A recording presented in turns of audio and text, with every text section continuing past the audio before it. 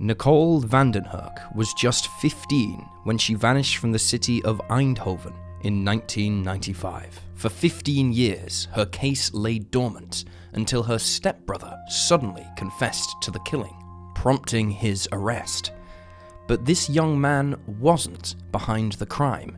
In fact, it was all a ploy to push the case forward and have Nicole's body exhumed for DNA, which finally led to the identity of the true culprit.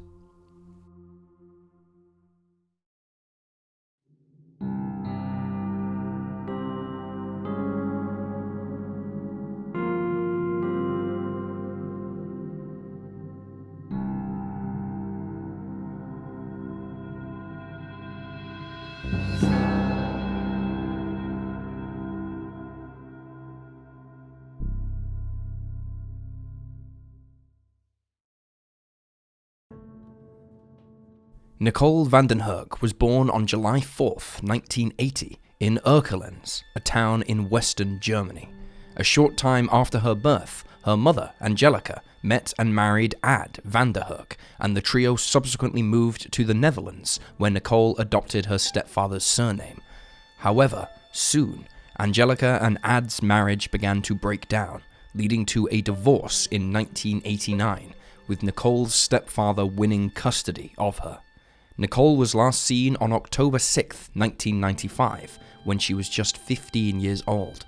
At the time, she was residing in the city of Eindhoven in the Netherlands with her grandmother, but appeared to still have a good connection with her father and stepmother, who also lived in the city.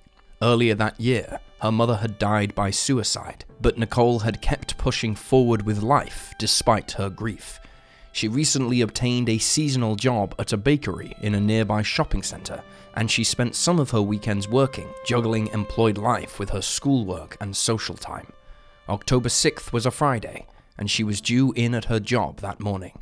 Although she left her grandmother's on her bike to head to the shopping centre, she never made it to her shift. Local police were soon on the case, forming a special unit of 15 officers who started to scour the nearby area for any sign of the missing teen, although it wouldn't be until 6 p.m. that same day that they found their first clue, when her bicycle was recovered from the River Dommel near a water treatment plant. Shortly afterwards, a team of divers from the fire department was brought in to search beneath the water for further evidence, though their efforts were fruitless. In the following days, there were no major leads. The newly formed police team began the interview process, carefully going through Nicole's movements over the last few weeks as they gathered information from her family and close friends. They searched persistently for a potential motive in her background, but ultimately found nothing of use. Police noted that although there was no evidence of a crime, they had not ruled out the possibility that the teenager had fallen victim to foul play. On October 9th, 3 days after she was last seen, the city's riot police began participating in the search after 5 minors were apprehended and held in jail at Eindhoven police station on suspicion of public violence. There was some speculation that these youngsters were involved in what happened to Nicole, as they had been causing chaos amongst cyclists and pedestrians on the Wousenpad, a cycle route through part of the city and the same area where Nicole was last seen. Additionally, the police's suspicions were aroused because some of the teens apprehended were familiar with the 15-year-old, as they attended the same school. In order to thoroughly investigate this lead, the riot police put together a 45-member platoon to search for clues in a wooded area around the city known as Eckhart Woods, located behind the treatment plant, close to where Nicole's bike was recovered. Furthermore, a plane was brought in to examine bodies of water overhead for any sign of her, while regular police started to interview her classmates. Over the following few days, 15 new tips were received by the police, who immediately began to investigate each and every one, and officers began to scour the overflow sewers near the Dommel River for evidence. Reportedly, these areas were searched due to a tip given to her father, Ad van den Hurk, and his wife, Jolanda, by a psychic they had consulted. While several other mediums reached out to investigators, nothing useful came of their leads. 11 days after Nicole's disappearance, on October 17th, the police made a final search along the Dommel River, where they concluded that it was unlikely she was in the water. The following day, the police received an intriguing anonymous tip that had been sent via a letter. The writer claimed that a suspicious car had been seen near Vasvenpad on the morning of Nicole's disappearance and provided a license plate number. Though it had initially seemed promising, it's unclear what became of this lead, because it seems to have ultimately been dismissed. On October 19th, Nicole's backpack was recovered on the side of the road, close to the Eindhoven Canal. Around this time, investigators travelled to Germany to speak with her mother's relatives.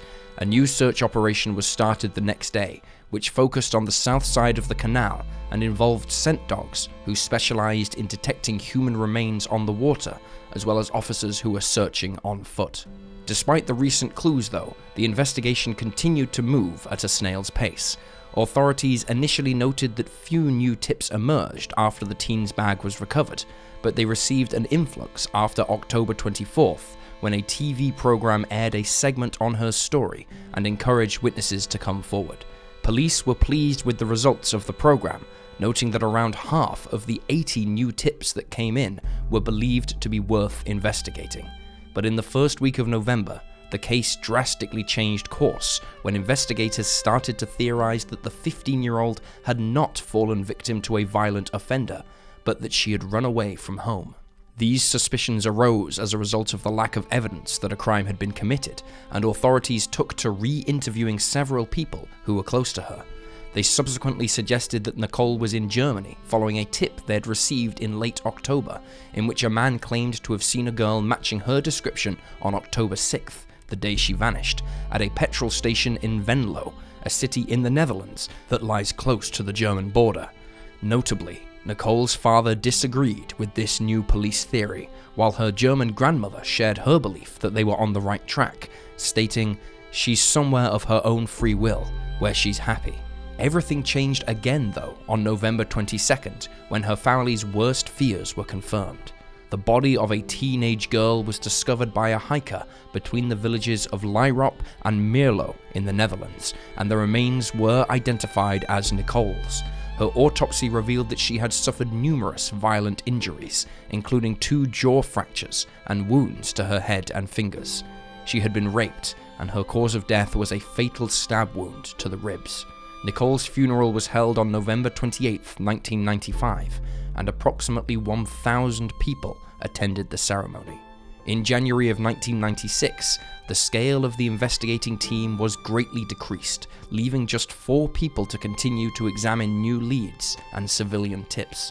The following month, the case drew media attention again when it was discovered that a teen girl from Eindhoven was apprehended by the police in Miami, Florida, for drug smuggling.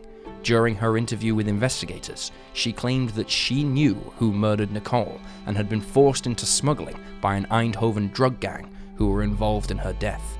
Although Nicole's father reported that he knew the girl and that he believed her story, the police were not so sure and openly stated in late March that they could find no evidence to corroborate her testimony and that her version of events didn't seem to add up.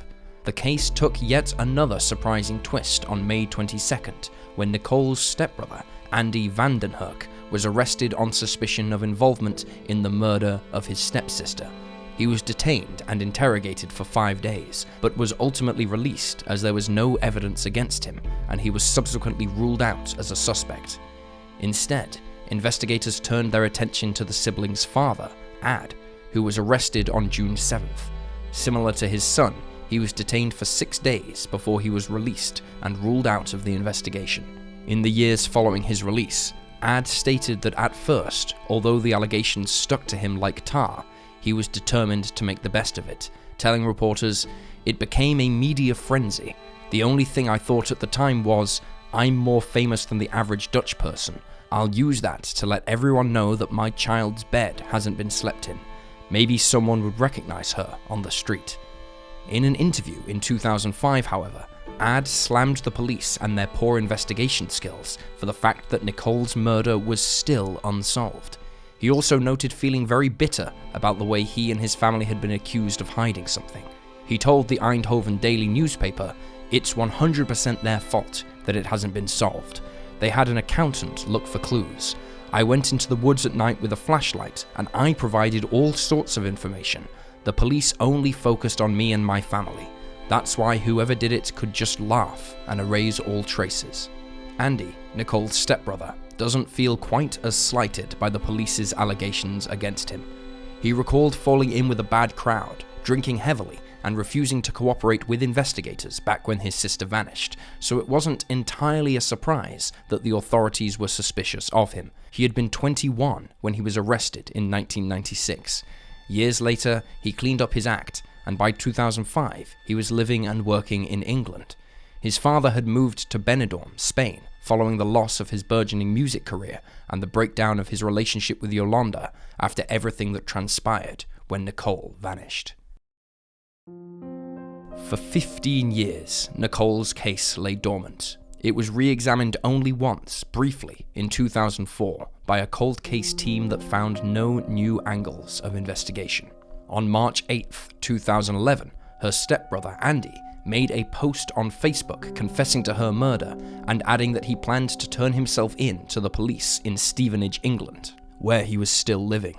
Several weeks later, on March 30th, long after he'd been apprehended by English police, he was extradited to the Netherlands, where he was extensively questioned by investigators. However, the only evidence they could find against Andy was the Facebook post. There was nothing physical or even circumstantial tying him to the case, and after 5 days, he was let go. Following his release, Andy recanted his admission and later stated that he only confessed in a desperate attempt to draw attention back to her case, hoping that the public and media pressure would push the investigation forward. He told outlets, "I wanted to get her exhumed and get DNA off her. I kind of set myself up, and it could have gone horribly wrong. To get her exhumed, I had to put steps in place. I went to the police and said I did it. She is my sister, absolutely. I miss her every day."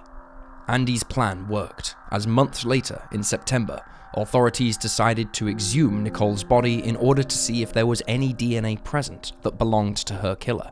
On September 13th, investigators announced that DNA had been extracted that likely belonged to the teen's killer.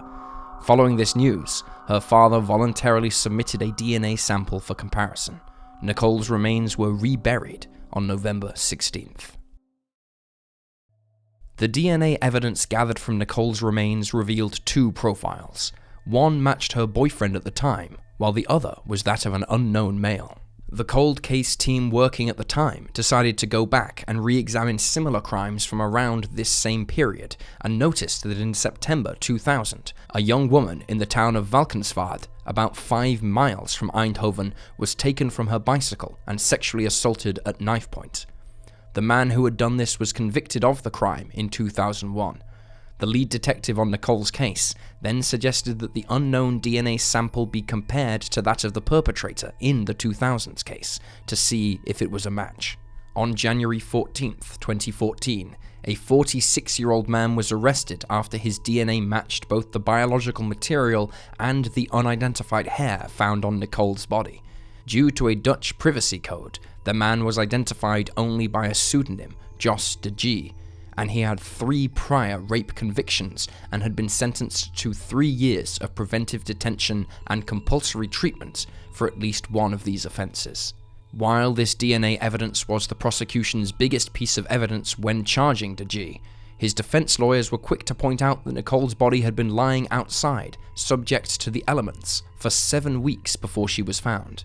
This meant there was a high risk of degradation and contamination, especially since DNA evidence preservation in the 1990s was much more primitive, and 2010's analysis was not as advanced as it is today.